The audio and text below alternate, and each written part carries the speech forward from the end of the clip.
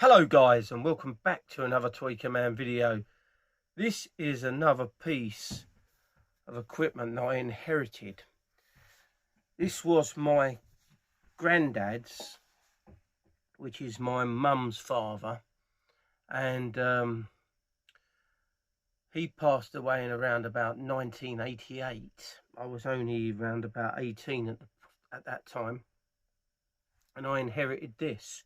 Now I've had this for years and I've never done anything about it. It's been in the loft, and I thought it's time that this came out and got restored to its former glory. Now these radios, they were originally built in Minsk in Belarus. So first of all, we've got some controls on the side here. I'm missing two knobs, and this knob has got a front that's not there either. We've got the original knob to tune the radio here. I shall scan eBay for knobs. If I can't find any, I shall turn some out of wood on the lathe and then spray them black. I can do that, not a problem. I can just make 3 new knobs for here, and well, that one's okay. So this is the aerial here that goes up and down. So it comes right up like that and it bends over, which is in great condition. It's all original. It's no problem with that. And then turning it around here, if we can see there, we've got our control knob here for all of the bands. This has got lots of bands on this, so we've got long wave there, and then we've got medium wave, and then we've got all of these short wave bands, 5 of them, going down to FM. Now there are still stations on shortwave, not many mind you, but the BBC World Service broadcasts on shortwave still. This has a tuning indicator there. Now obviously I don't know whether this works because I've never used it, and I do remember my granddad listening to it back in the day. This was produced in around about 1975. So what I want to do to this is to do a full restoration on this. The case here, it's made out of solid teak. Well, it looks like solid teak. It could be a veneer, so don't hold me to that. I am not an expert on these radios. I've done a little bit of reading up on the internet about them. This is the Selena model B210. Turning the radio to the side, here is that changer knob for the bands. Moving to the back here, we have several sockets there. Okay, so these ones here look like they're aerial sockets. One looks like it's one looks like it's a ground. The other one looks like it's the aerial socket. So obviously part of the cable you connect to it. And then we move on to here, and this is a bulging plug, which I have, but it don't work because it's broken. So I need to locate one of those. And then we have the old-fashioned DIN plug here. And then we've got another plug here that says 60 ohms on it. Now I'm not entirely sure what that is, whether that's an aerial again. It looks like a 3.5 jack. It's not a headphone. This DIN plug has got like a tape loop looking diagram underneath it, which is obviously used for recording onto a cassette player or a reel-to-reel tape deck. Now it does say on the back here, made by Tento in the USSR. So it is Belarus was a part of the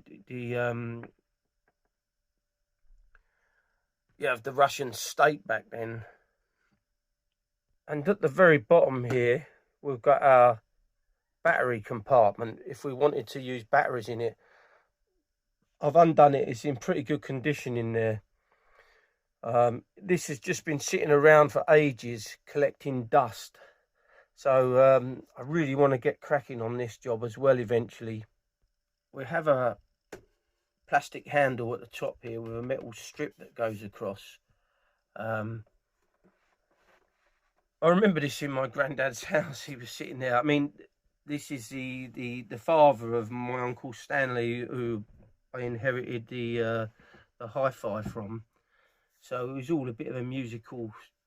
And he used to say to me, my granddad, he'd say, oh, I've just picked a station up from over where you live. Because we used to live in Islington in North London, and that's where he lived in. And we moved out to Hemel Hempstead.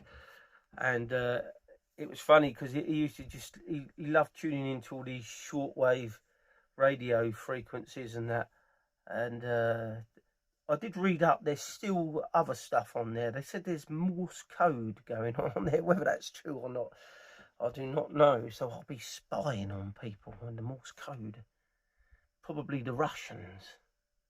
We've got some chrome across the front here. Overall, it's in very good condition. It looks worse than it is. It's very dusty.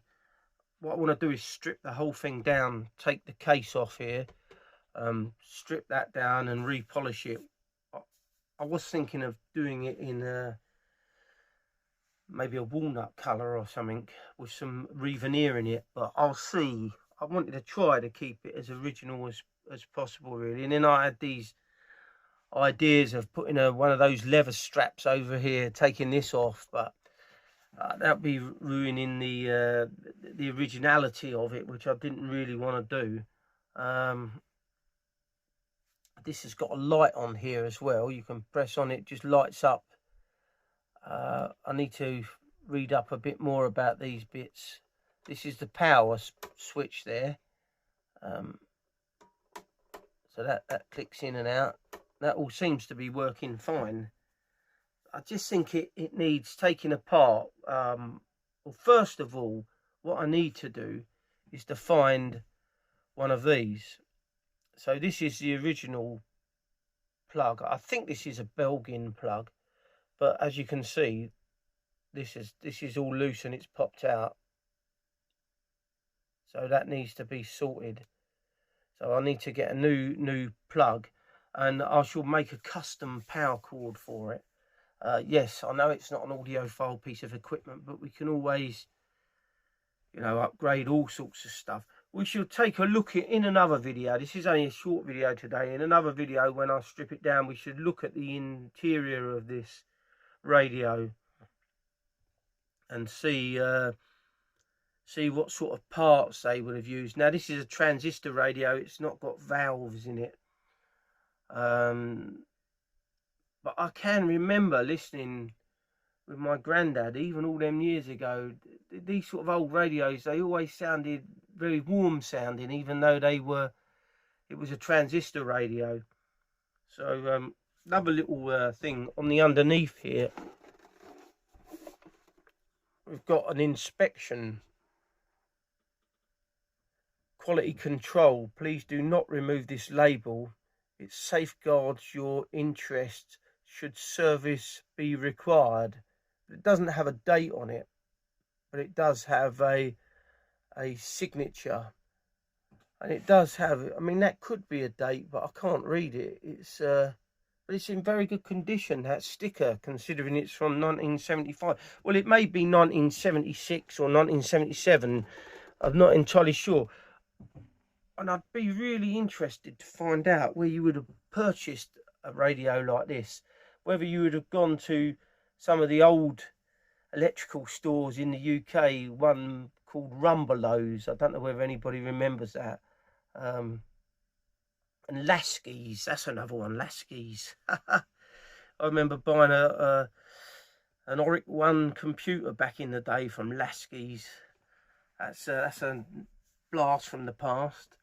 But often in the old days, you used to buy a Sunday newspaper, and it would come with a magazine, or it would just be on the back of a newspaper, and they used to just sell. You could mail order stuff.